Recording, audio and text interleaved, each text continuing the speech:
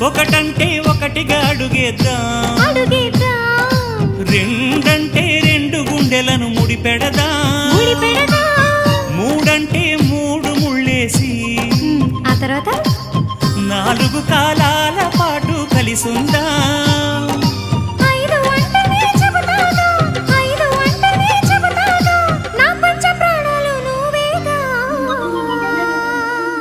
అమ్మావు ఇల్లు ఈగ చదివానాడు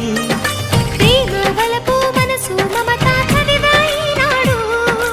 ఇంకా ఏదో చదవాలంటూ పెదవి కోరుతోంది భలేగా కొత్త చదువు చదువు ఇలా నా ముద్దు కవిత చదువు చెలి మురిపాల కథలు చదువు